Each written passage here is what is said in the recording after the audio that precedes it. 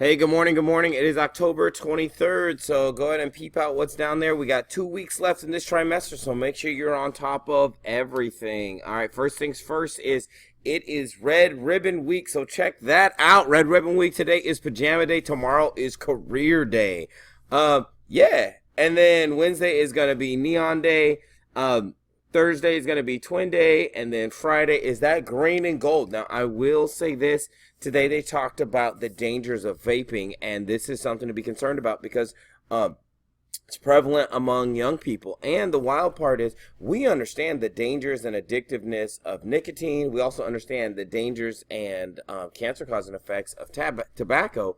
But then the other thing about vaping that is really a concern, especially just amongst anyone, is the fact that there's all these plastics and these microplastics. And so there's these chemicals also that are burning off from the device itself that you're breathing in. So it can be a danger for that. And then also it has been studied and shown that it alters moods and does all these other things. And the reality is right now, for the people I teach, the 8th grade folks, y'all, like y'all a chemical factory already, with all the things that you got going on in the growing and all of that, the stuff that's going on with puberty. So I would tell you to avoid it at all costs.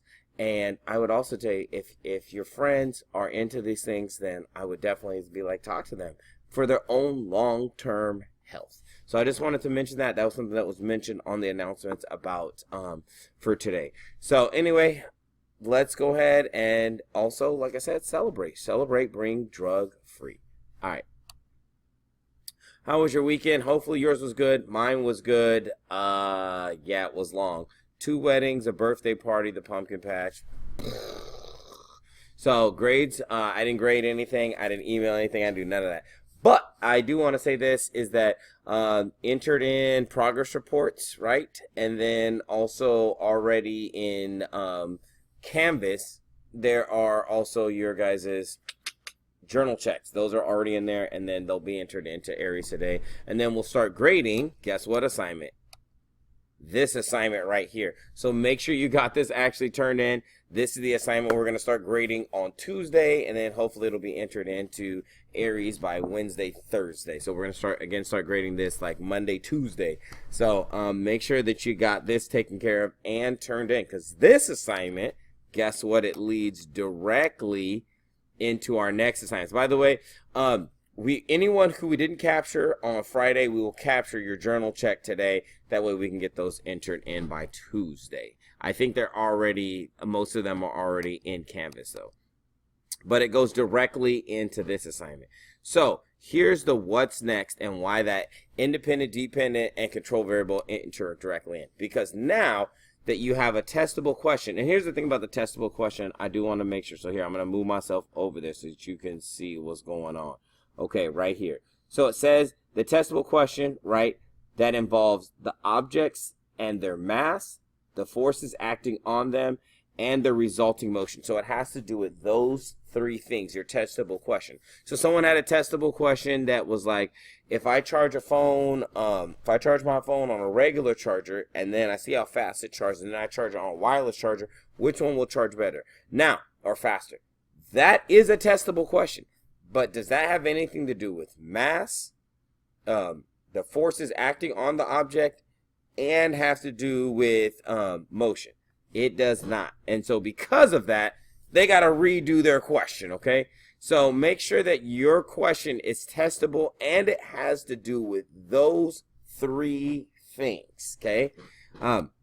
So you need to pause the screen. Mr. Farr is not going to take time here. But I will say this. This is the same thing where we dropped off on Friday. So this is exactly where we stopped on Friday, is you need to have a testable question, identify your independent, dependent control variables, make a list of the materials needed, make a list of procedures to carry out for this experiment, and then make a data table for that.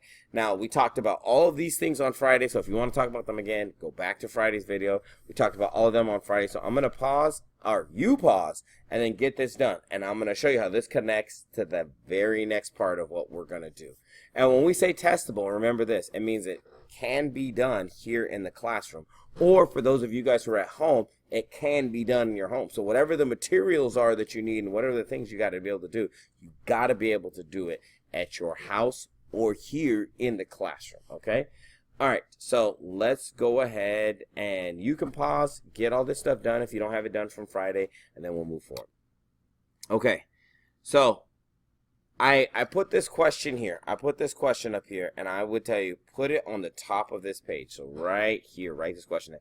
That way it can keep you in line with what you need to do. So it has to have the forces acting on them, the mass, and the motion related to that, right? So you need to make sure that you keep this question in mind, because those are the things. Now what I want you to do is go ahead and read pages 59 through 62. Again, read pages 59 through 62. And if you are at home, right, like you're at home by yourself, then what you just went over, right, what you just went over here can be the experiment that you carry out here. Does that make sense? And if you actually read through this whole thing, so again, I'd say pause it and read through it. Mr. Farr is going to move forward. But if you read through this whole thing, then what you see is that how we're going to make observations. Are we going to make a model? What is the design of the experiment, right? And then what are the materials needed? That's your materials list, right? And then how we're going to find the mass of the object. You may have to, like if you're at home, you may have to use a bathroom scale or something like that, right? And then what is the independent, dependent, and control variables? Those are all things we went over, right? And then it says, what procedures will we follow? So then write down all your procedures right in this area on page number 60. The next thing is over here where it says data and observations. So this is where your data table would go. So your data table goes right here. So make sure you put your data table there. Then once you have collected all your data and did everything, then over there, right, that's where you'll complete your CER. But again, you need to make sure to get all of your stuff together for your experiment on the previous 3 pages. Now, in class, I'm having everyone sign off, right? Sign it off. I'm going to sign off the experiment to make sure that you got it done. For the people who are online and you're like, I'm going to do this whole thing at home, once you have this done, shoot me an email, right? So I'm gonna try and have this assignment up by the end of Tuesday, so that you can turn in something there. But again, just shoot me an email with your pages 59, 60, and 61 like complete, and then that way I can read through it and approve it so that you can get it done. So again, for the people who are at home, like message me. You can also send me a video message if you just want to show me and just walk me through it. Totally fine too. I do not care, whatever is easier for you. And then that way I can understand like what you are going to do. And probably the video message would probably be easier. All right, y'all.